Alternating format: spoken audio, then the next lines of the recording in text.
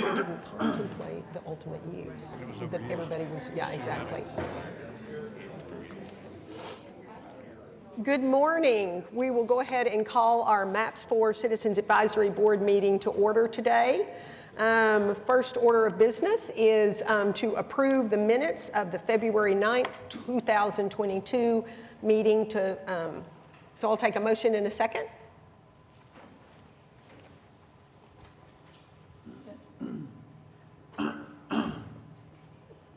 Okay, please cast your vote.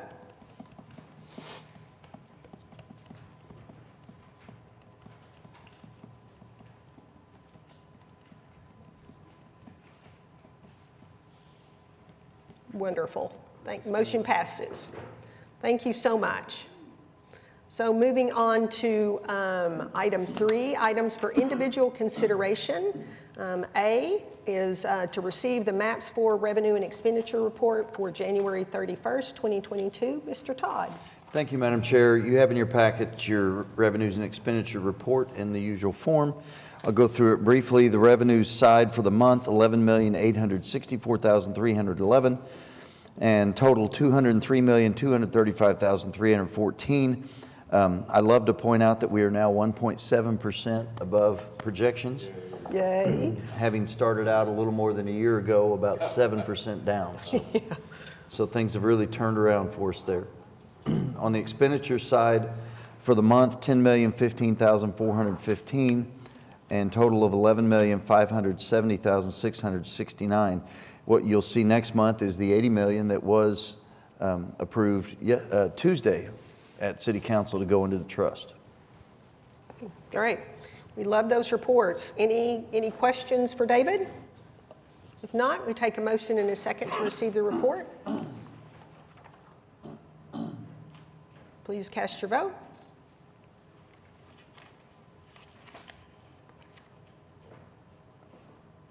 Motion passes. Thank you. Moving on to item 3B, to receive the Consulting Review Committee, for the committee report for CB Cameron Park improvements and South Lake improvements. David, do you want to kind of talk us through this one a little bit? I can. So this is the process for hiring consultant that went through. Some of you have been involved in that already. I think maybe most of you have been by now, but the process that we went through, there was still some concern because of previous work that was done on the project, and this is a little out of the ordinary from what you usually see, but that's because of that reason. So the two firms met with the subcommittee, and the subcommittee has recommended that we go with B1 with CEC Corporation. Okay. So any questions? Discussion? Okay. If not, I'd take a motion to receive the recommendation from the subcommittee. All those in favor, please vote, regardless of whether you're in favor or not. Sorry. So this is for B1, right? This is B1. Yes. Okay, the motion passes, thank you. And I do want to apologize, I've got my spring allergies, so you're feeling the effects and hearing the effects of sinus medicine. Okay, so moving on to item C, to receive the recommendation for the MAPS 4 beautification phase 1. Similar, this is for the beautification piece of it. There was 4 firms that were interviewed, and the committee has recommended, and the subcommittee has also recommended, that C.H. Guernsey and Company be used for this first phase of the beautification plan. So this will be a master plan for the beautification piece. Remember that in the implementation plan, it's different groups of $5 million throughout the plan, so we need to figure out budgets on projects and timing and everything. So they'll do that, and then they'll do the first phase. Okay. Any questions or comments about either the project or the recommended consultant? Okay. We've got a motion and a second. Please vote.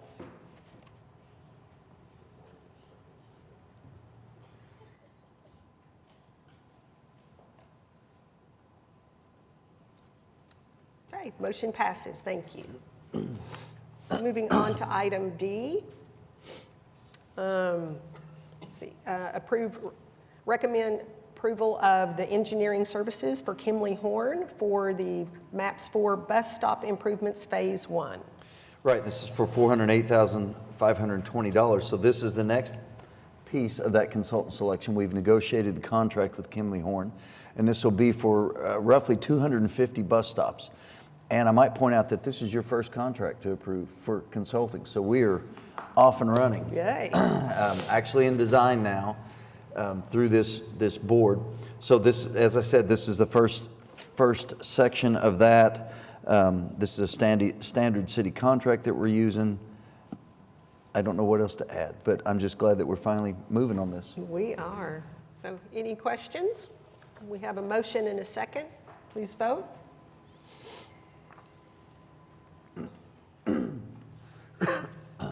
Motion passes. Thank you. Now, moving on to item E. Recommend approval of the final plans and specifications to be advertised for bids for the MAPS 4 Downtown Arena Phase 1B seating. And immediately I have to recant that was the first contract because the Populous contract was the first one. So that Kimley Horn was our second one. But so this is our first set of final plans, I can say that. Remember that when we hired Populous, they had certain requirements, and that was to very quickly turn out the project to replace the seats, trying to work between seasons and events and all those things, and they have done that. Kevin Cook is here today from Populous. He's going to go over these final plans with you. Right. Welcome, Kevin. Good morning. Thank you for having me. Let's see if I can do this. That's okay. Oh, whoops.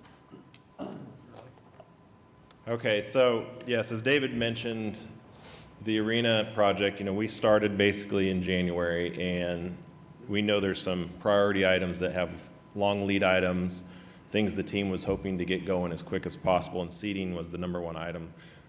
It's something that the building still has the original seats in it when it was built, and so the first thing that the public and the guests that come to the arena and use are the seats, and so that was our biggest splash we could make and the quickest thing we could get done. And so there's been a lot of feedback back and forth with the team and with ASM, the operator, for concerts and other events as to whether there should be changes to the seats, the type of seats, should we reduce the number of seats? We went through all of that in a really fast pace, and really what it came down to was kind of a one-for-one exchange of seats. So just take out the seat there and replace it with the same type of seat.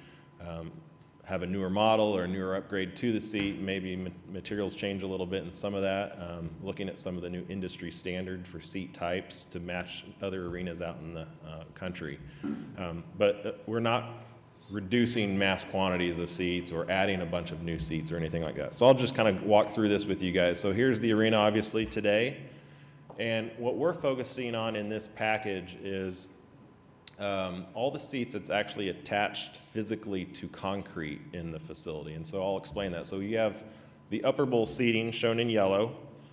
You have the mid bowl club level seating shown in that kind of orange band in the middle. And then the lower bowl seating, it's outlined in the red, would be replaced as well. Anything close to the court and up to that first red line is on a retractable platform, and those seats aren't actually attached to any actual structure of the building. And so we're going to focus on those and changes around those areas in a future phase. So we're just talking about the seats that's actually anchored into concrete when you're at the facility. So to do this, we had to model the building as quickly as we could, and we have modeled one for one every single seat, whether it's a 19-inch seat, a 22-inch seat, whatever it is, and worked with the team on test fitting. If you took out this type of seat and replaced it with a wider seat, how much does that impact things? And again, what that did is got us back to the final conclusion of let's just change what's already there and just upgrade things. And so here's the lower level seating plan. And what you can see here on the top left is color-coded key. We've got basically a blue in the middle, which you'd see in the middle sections, kind of mid-court of the floor. Those will be the nicest seats installed in this package. They're a 21-inch seat, has kind of a faux leather finish.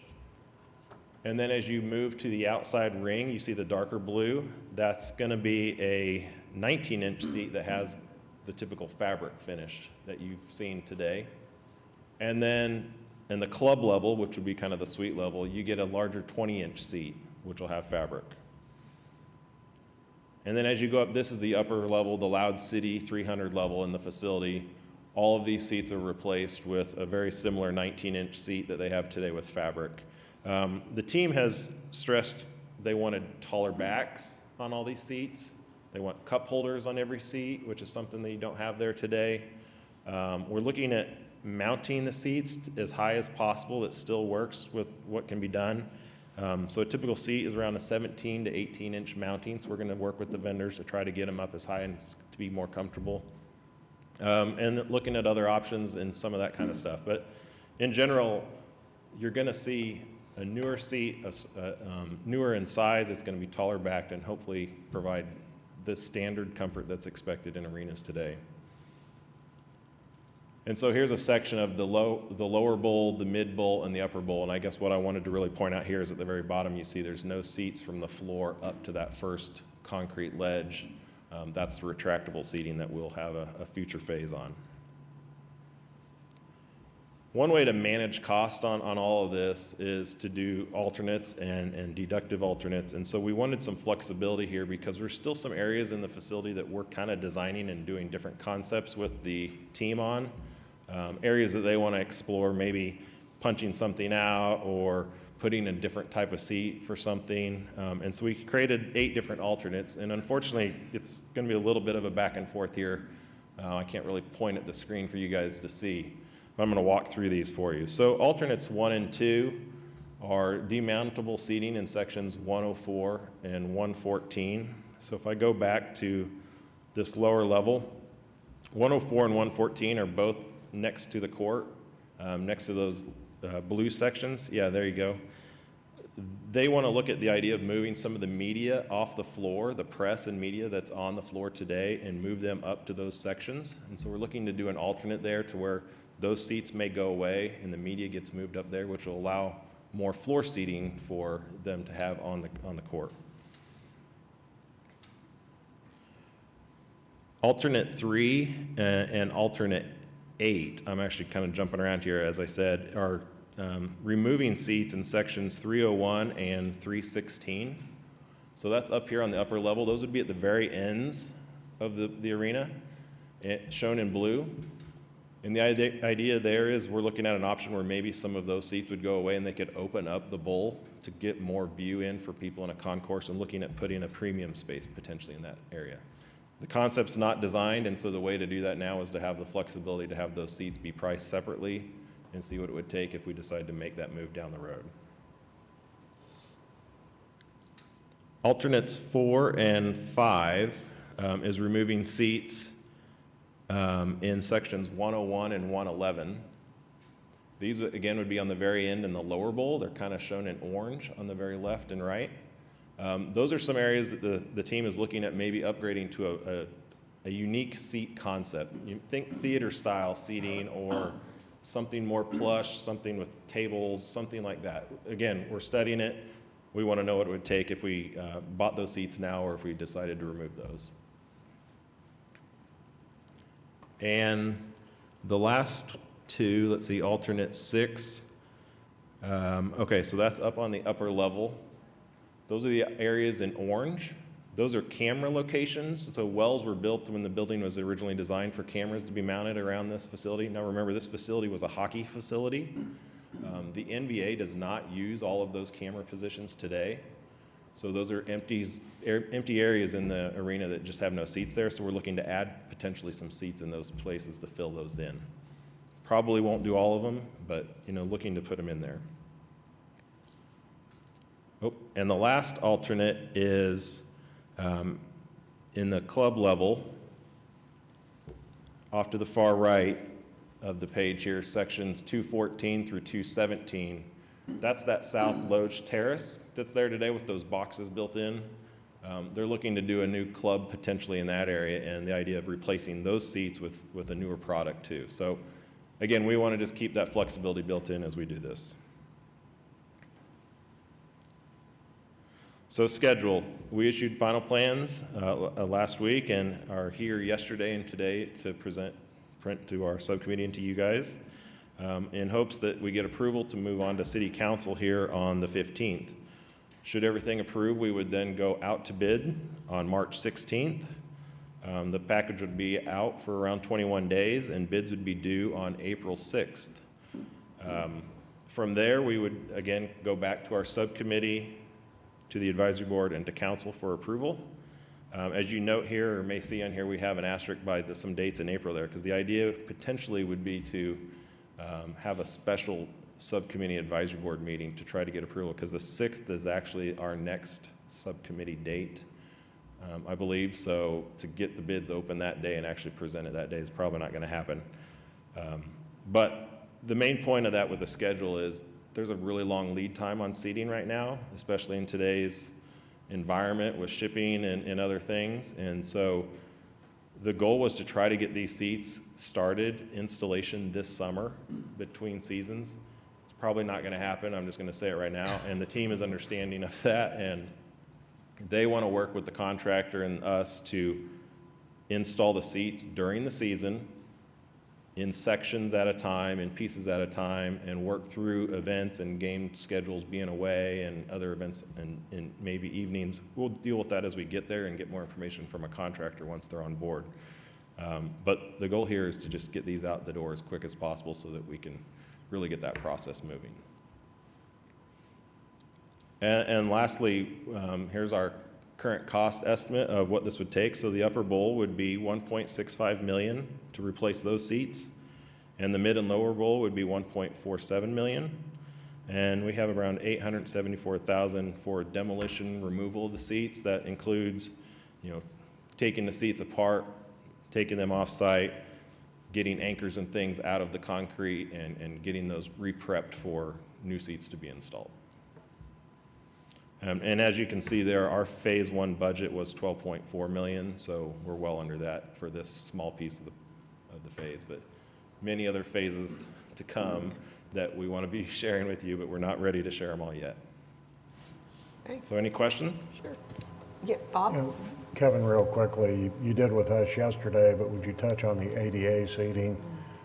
Yes, thank you. So you may have seen, and I can jump back to this as an example. So all the sections in yellow today are your current ADA areas. So this is the upper bowls, open platform areas where they have loose seating they put in for ADA. The team actually has an excess amount of ADA spots, so we proposed potentially filling that in with some seats. But knowing the ADA community and the way things are today, they've got season ticket holders that use some of those spaces. They didn't want to change it. They wanted to just keep exactly what we have today. So there's no change in the number of ADA seats throughout the facility. So no impact to that. Okay. Can you give us a little discussion about color schemes to deal with stains and stain-resistant thoughts as to these chairs? That was actually a good long discussion we had with our subcommittee yesterday. So the first thing about color, the NBA has pretty strict guidelines nowadays on what colors can be in there, and all of that really is based off of broadcasting. So what's it look like on TV?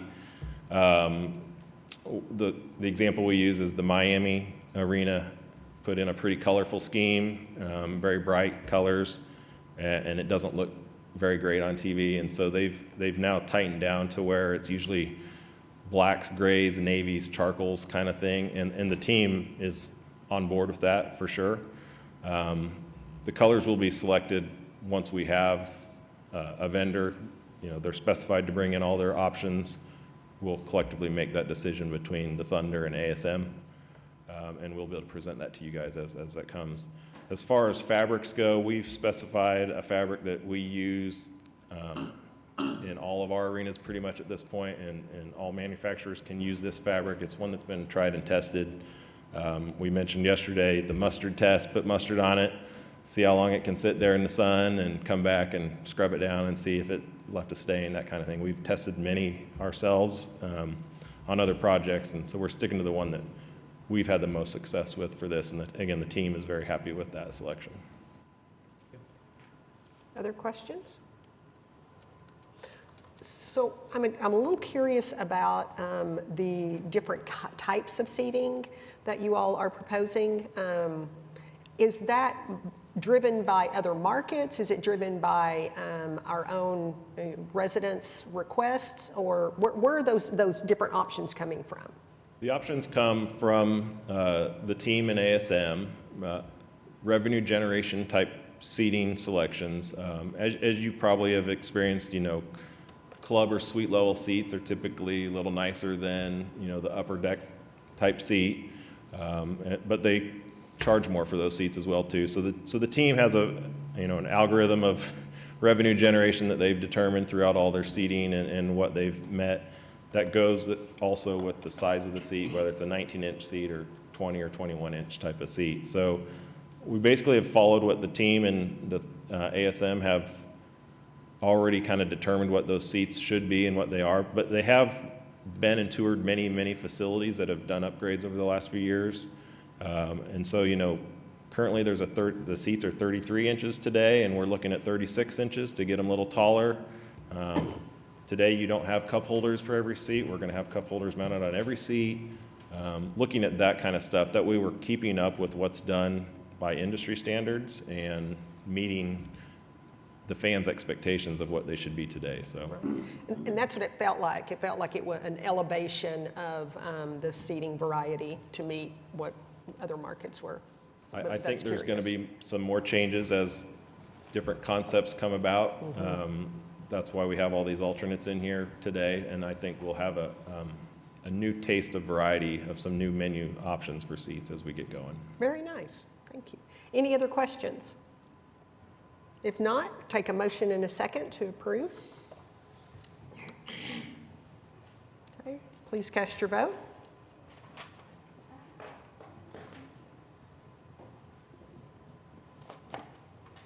Are you back on computer?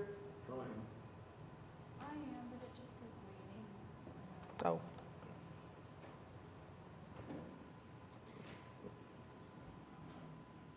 There we go. Okay. Okay, motion passes. Thank you. So moving on to item F, recommend approval of the operating agreement for the MAPS 4 Innovation Hall between the City of Oklahoma City and the Oklahoma City Innovation District for the day-to-day operations. Mr. Todd. So remember, we put out an RFP like we have on several projects. The Innovation District was the only one to respond to that, but their proposal was reviewed by a committee and recommended and sent to the subcommittee. The subcommittee has approved this. This is for the general operations of the Innovation Hall. I think they are very well qualified and would be the obvious candidate to do this. So the contract was, I want to say, negotiated with their attorney, and like I said, it's been approved by the subcommittee, and we're ready to go. Okay. Laura, did you have anything, or you were just prepping for questions? Just in case there were any questions, I didn't want to be all the way in the back. So Okay. if there are questions, I'm happy to answer them. Okay. Any questions? Okay. We've got a motion and a second. Please cast your vote. And thank you, Laura, for being ready to talk. Okay, the motion passes. Very good. Okay, items for discussion. Mr. Todd, do we have anything? I just want to tell you that we've got a lot going on right now, a lot of RFPs, a lot of consultant selection. You can see that we picked up this month, and we will continue to do that. So not a lot real evident right now, but there's a lot behind the scenes going on, and it very quickly will pick up. Well, and it seems like the subcommittee activity has increased as well. So appreciate all of your work on the subcommittees. Any other items for discussion? Okay. Item 5, comments by the board, staff. Do we have any citizens who've signed up to speak today? Okay. Any board or staff? Bob? I just want to pick up on Mr. Todd's comments earlier. remind everyone how effective and efficient the venue subcommittee has been in getting the Coliseum at the fairgrounds underway, now doing phase 1 of the downtown project. So, you know, Is that a we're moving. challenge to the other subcommittees? You could take it as that. Well, and we do appreciate, yeah, venues really, y'all had to start out at a sprint, so thank you for your quick work on that. But yeah, I feel like all the subcommittees are doing great work, and appreciate each of you and all the time that you dedicate, both at this meeting and then at all of your other efforts. Anything else, Mr. Todd? Okay. There's nothing else. We will adjourn our meeting for today. Thank you all for being here.